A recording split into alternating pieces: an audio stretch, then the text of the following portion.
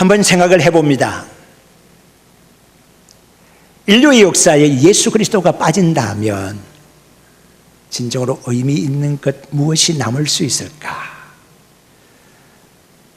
우리 인생 가운데 예수 그리스도가 없어진다면, 이제 우리 여기 앉아서 예배하는 우리의 삶 속에서 예수 그리스도를 빼낸다면 나에게 남는 것이 무엇일까?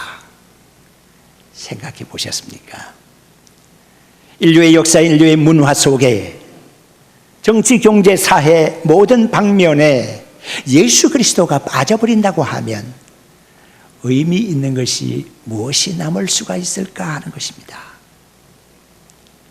성탄의 의미라고 하는 것은 모든 존재의 의미를 부여하는 것입니다. 동시에 우리에게 있어서 가장 중요한 사건입니다. 성탄이 우리에게 가져다 주는 의의를 한 3가지 정도 살펴봅니다. 먼저 첫째는 본문의 말씀에 10절에 나와 있는 내용입니다. 큰 기쁨 자체라고 생각해 볼 수가 있습니다. 오늘날 많은 사람들이 기쁨을 찾아 헤매고 있습니다. 그러나 그때 당시 이스라엘 백성들에게는 참으로 정치적인 암울함과 경제적인 수탈 속에서 행복감을 맛보지 못하는 어처구니 없는 삶은 그 자체가 고역인 그때였습니다. 가이사 아구스토가 제정 로마의 왕으로 통치자였습니다. 최고 위선에 가이사 아구스토가 있었습니다. 그리고 이 가이사 아구스토가 자기가 지배하고 있는 모든 전역에 호정령을 발표를 해서 관리를 하는데, 그가 파송한 지역의 왕을 가르쳐서 분봉왕이라고 일컫는데, 유다 지역에는 헤롯이라고 하는 분봉왕을 파송을 한 겁니다. 헤롯 대왕은 아주 악한 대왕이었습니다. 그리고 눈치가 아주 빠른 사람이었습니다. 그가 왕의 직책을 유다 땅에 와서 수행을 하면서 제일 먼저 했던 치적이 하나 있습니다. 그것이 곧 성전을 짓는 것이었습니다. 왜 성전을 지었을까요? 이스라엘 백성들은 이스라엘 사람에 의해서 지배받기를 원했지만 자기들을 지배하고 있는 가이사 아구스토는 로마의 황제, 이방인 황제요. 또 가까이는 헤롯 대왕이라고 하는 자는 유대인의 피가 흐르는 자가 아니라 에돔 족속입니다. 에돔 족속들과 유대인들은 오랜 적대관계에 있지 않았습니까? 유대인들이 생각할 때 저 하층 민족으로 생각하고 있어도 보잘것없는 에돔 사람 출신인 헤롯이 자기들을 다스리고 있으니까 견딜 수 없는 모욕감을 느끼게 된 거죠. 이러한 유대인들의 환심을 사기 위한 방법으로 헤롯이 취한 것이 바로 성전을 건축하는 것이었습니다. 그런데 성전 건축이라는 물질적으로 눈에 보이는 이 성전은 이스라엘 백성들에게 참 기쁨을 줄 수가 없었습니다. 선한 이스라엘 사람들 중에서 누가 성전을 건축했으면 모르겠지만 그것도 에돔 사람에 의해서 기쁘고 즐거운 마음으로서 신앙적으로 성전을 건축하는 것이 아니라 정략적으로 건축되는 성전에 대해서 무슨 기쁜 마음이 있을 리가 없죠. 헤롯은 그렇게 해서 유대인의 마음을 환심을 사고자 했습니다. 그러나 유대인은 전혀 기뻐하지를 못합니다. 집으로서의 눈에 보이는 물질적인 성전이라고 하는 것은 이미 솔로몬이 지었던 건축의 그 성전에 도저히 미칠 수가 없는 것이고, 그 성전은 바벨론 침공으로 모든 것이 회파되었고 무너져 버리기 때문에 다른 어떤 것으로 그 성전을 대체한다고 한들 이스라엘에게는 행복감이 될 수가 없었던 것입니다. 이스라엘 백성들이 가장 원하고 있었던 분이 한 분이 있습니다. 그것은 가이사 아구스토와 같은 계열의 강력한 지도력을 가지고 있는 메시아. 그 메시아가 와서 정치적으로 해방시킬 뿐 아니라 경제적인 수탈에서 벗어나게 하고 인간다운 삶으로의 민족의 긍지를 찾게 해주는 사람, 그런 메시아를, 하늘로부터 오신 메시아를 간절히 기다리고 있었습니다. 그런데 오늘 이 본문의 말씀 속에 보니까 천사들이 와서 오늘날 너희들에게 큰 기쁨의 좋은 소식을 전해준다 그러면서 다윗의 동네에 그리스도가 태어나실 것에 대한 말씀을 하고 있습니다. 큰 기쁨이라는 것은 기쁨 그 자체를 말하는 것입니다. 이제 여러분들을 지나온 걸음을 되돌아보면서 내 인생의 최고의 기쁨이었다고 하는 것이 무엇이었을까요? 기름값이 많이 내려갔습니다. 기름값이 많이 내려갔으니까 승용차 타는 이들의 부담이 조금 줄어들었다, 그렇게 생각할 수도 있겠죠. 그런데 산유국 중에서 몇 나라는 기름 팔아서 건건히 사는 나라가 없지 않아 있습니다. 별로 다른 것 지하 자원이 별로 없고 자원이 별로 없고 석유 그거 한 가지에 의존해서 사는 나라가 있죠. 러시아를 위시해서 남미의 베네수엘라 같은 나라가 대표적인 나라입니다. 그런 나라들이 생산하게 되는 기름값이 뚝뚝 떨어지니까 국가적인 수입이 떨어집니다. 이건 뭘 의미하는 것입니까? 국가적인 부도 위기설, 디폴트 위기에 와 있다라고 하는 얘기를 듣습니다. 기름값이 하락이 돼서 어떤 한 면에서는 산업적인 면에서 참 좋겠다라고 한숨 놓으면서 좋아하고 박수같이 하는 나라가 있겠지만, 그로 인해서 한숨 짓는 나라도 생기게 되는 것이거든요. 한쪽에서의 슬픔이 한쪽에서의 기쁨이 되는 것이라면 그건 진정한 기쁨이 될 수가 없는 거죠. 세상의 구조는 다 이렇게 되어 있습니다. 배가 불러 만족한 사람이 있는가 하면 배고파서 우는 사람이 있게 마련이고, 돈 벌고 돈 많아서 좋은 사람이 있는가 하면 돈 잃고 돈 없어서 울고 있는 사람이 있게 마련이거든요. 자식을 얻어서 기뻐하는 사람이 있는가 하면 자식을 잃고서 슬퍼하는 사람이 또 있더라는 것이죠. 합격의 영광을 누려서 기뻐하는 사람이 있는가 하면 불합격과 낙방의 고통 속에서 우는 사람도 있게 마련이거든요. 세상이라는 것이 이렇게 불공평하지 않습니까?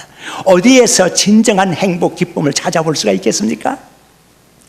그런데 예수 그리스도에 태어나시는 성탄의 사건은 큰 기쁨이라고 했습니다. 이것은 인종을 초월하고 나라를 초월하는, 국경을 초월하는 것입니다. 시대를 초월한 것입니다. 옛날 사람에게만 좋고 오늘날 사람에게는 해당 사항이 없는 그런 기쁨이 아니라 아주 큰 기쁨이라고 했습니다.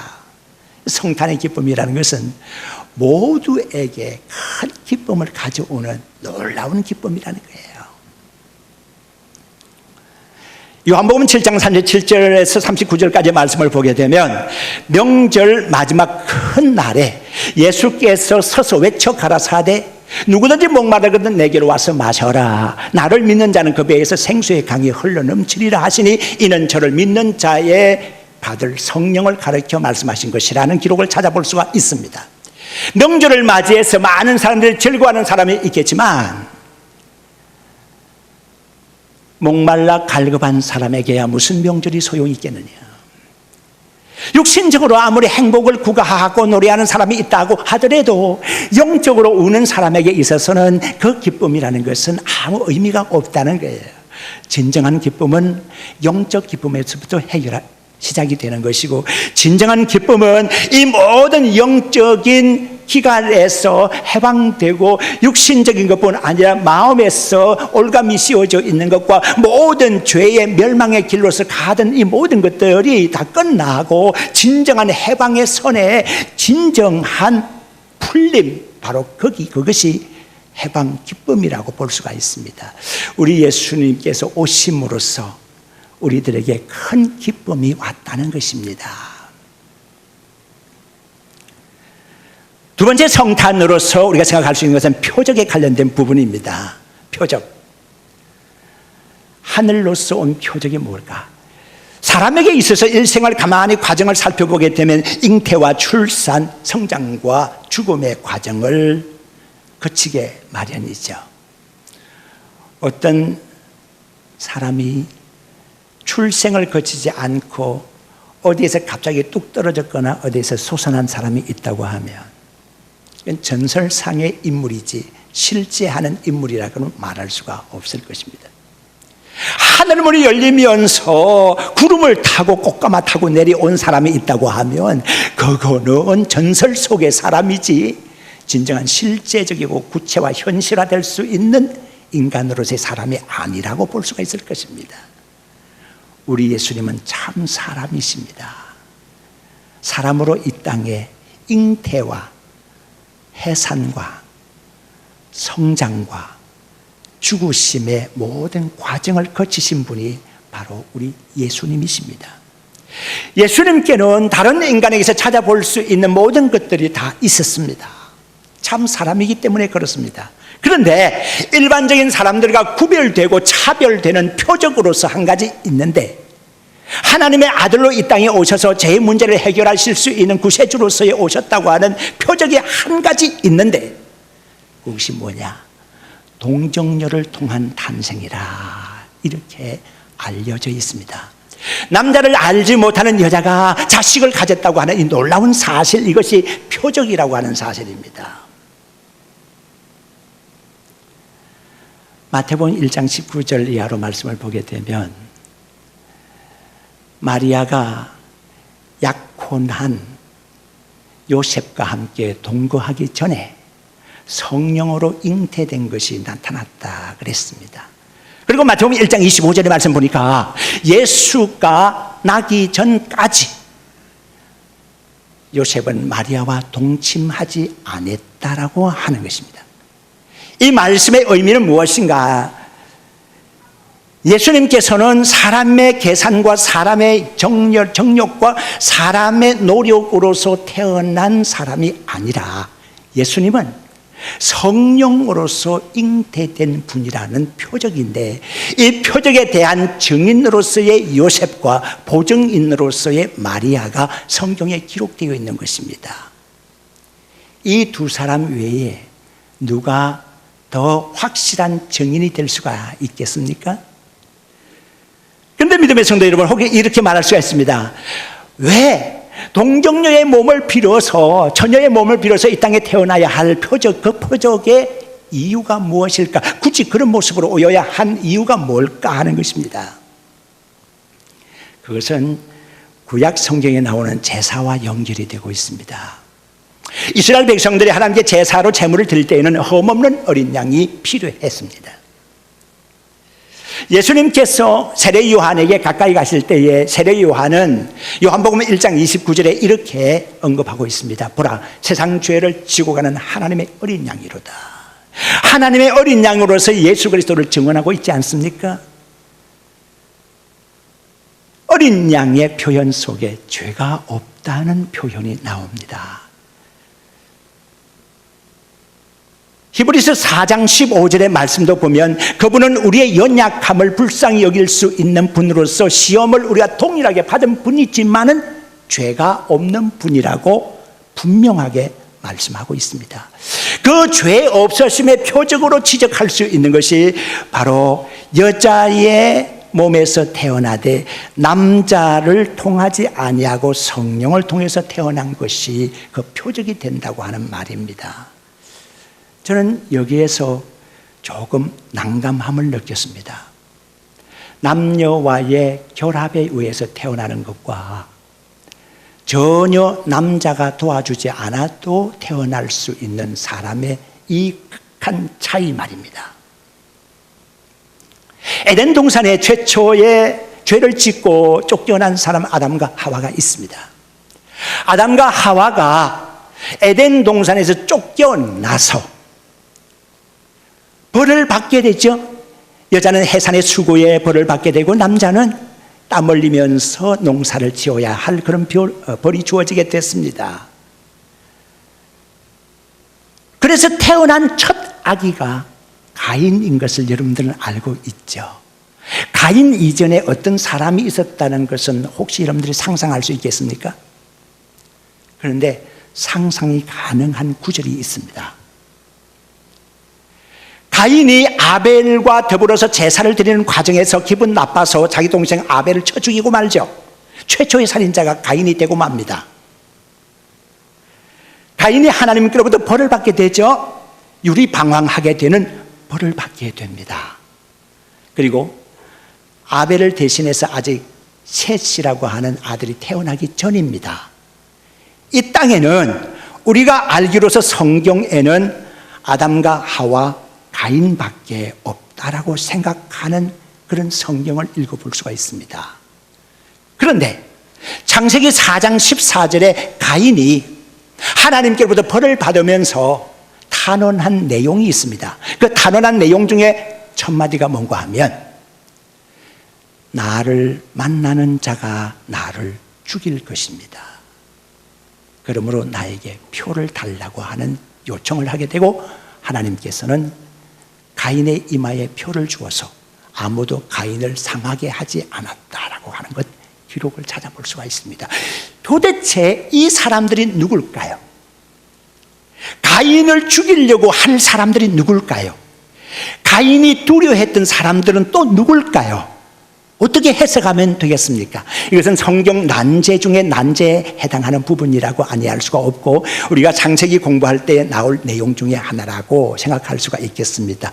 그러나 우리가 먼저 생각할 수 있는 것은, 아담과 하와가 범죄하고 난 다음에 남자와 여자의 결합에 의해서 태어난 자식의 첫 아이가 가인이었다고 하는 사실, 이것과 관련하게 되면서 남자와 결합되지 아니하고 태어난 사람에 대한 기록을 성경에서는 찾아볼 수는 없지만, 죄가 없는 상황에서라는 것을 전제로 했을 때에는 남자와 여자의 결합이 없는 상태에 태어나는 사람이라고 하는 것, 우리가 성경에서 짐작해 볼 수가 있습니다.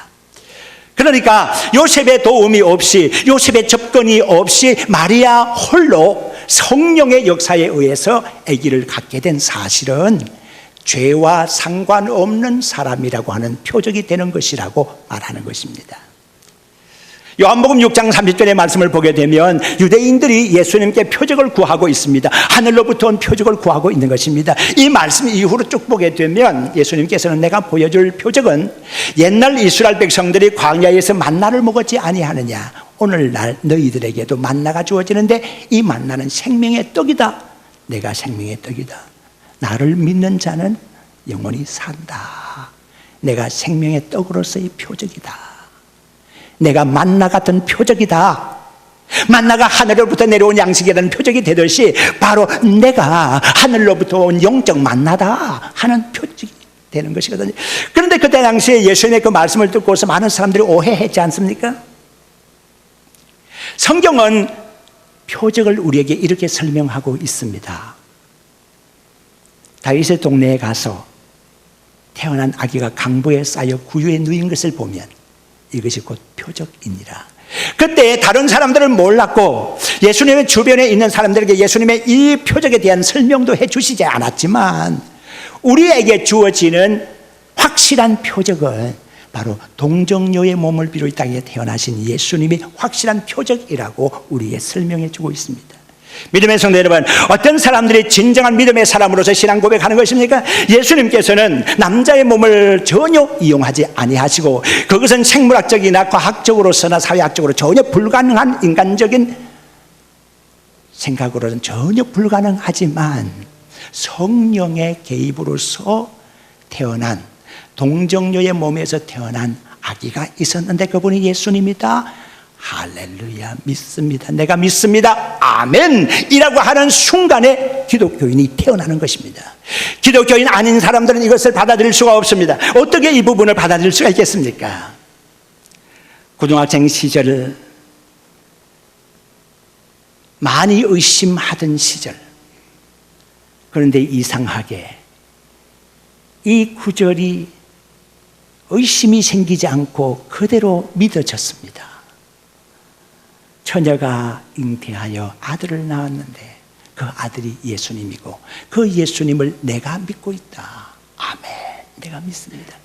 이렇게 신앙 고백하던 사람, 그 이후에 청년 시절에 약간의 방황의 시절이 있기는 했지만 다시 돌아와서 신학 공부를 하고 목사가 되어서 또다시 동정녀 탄생에 대한 비밀을 여러분들에게 말씀을 드리면서 내가 믿는 하나님 여러분들도 믿으시고 내가 믿는 예수님에 대한 신앙 고백 함께 나누고 있는 공동체의 일원입니다라고 힘주어 말하는 사람이 누굽니까?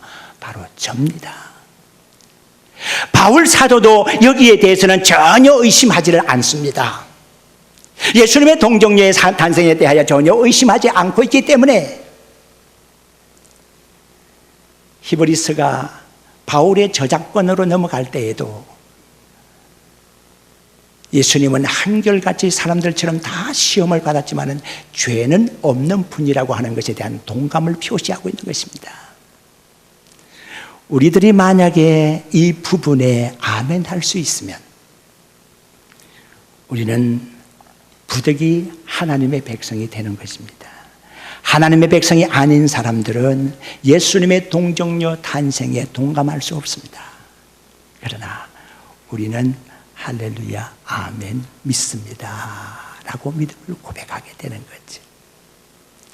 예수님께서 성육신 하신 이 사건에 대하여 변함없는 진리임을 확실히 믿습니다. 할렐루야, 아멘. 바로 이것이 기독교인의 시작입니다.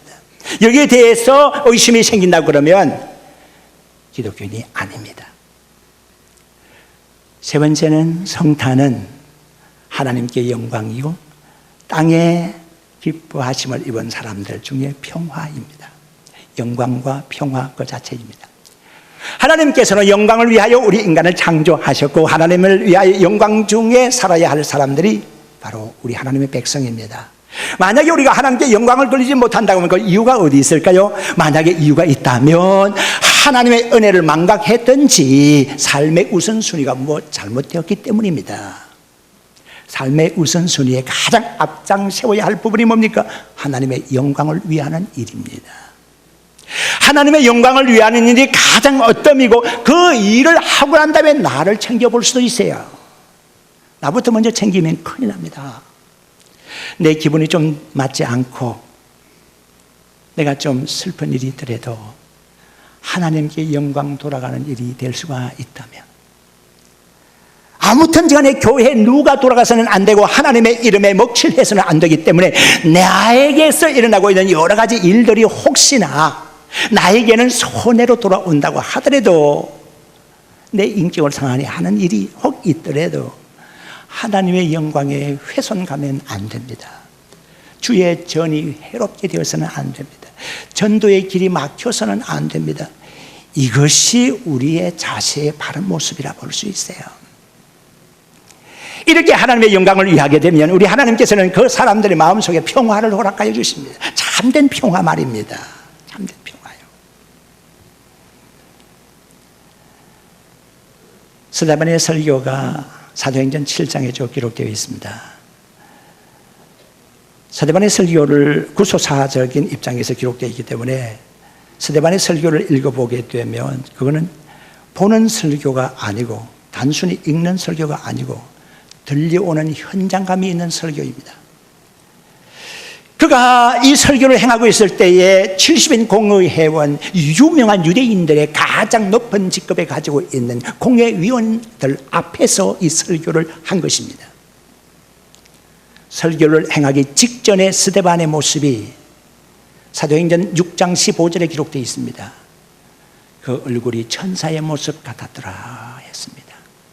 천사의 얼굴 같은 모습, 어디서 나온 것일까요? 진정한 마음의 평화에서 나오는 것입니다. 진정한 마음의 평화가 없으면 천사의 얼굴 흉흉 낼 수가 없습니다. 그러므로 하나님을 믿는 자들은 거짓 평화에 대해서 말하지 마십시오.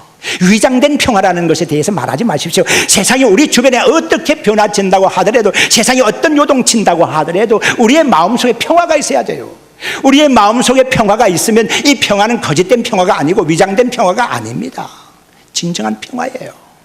진정한 평화가 있어야 우리가 하나님께 영광 돌릴 수가 있는 거예요. 사람은 어떠하더라도 2014년 성탄절을 맞이하게 되면서 이 성탄절 속의 의미, 큰 기쁨과 큰 표적, 하나님께 오직 영광, 평화 그 자체로서의 성탄, 바로 여러분들 것이 되기를 주의 이름으로 축원합니다.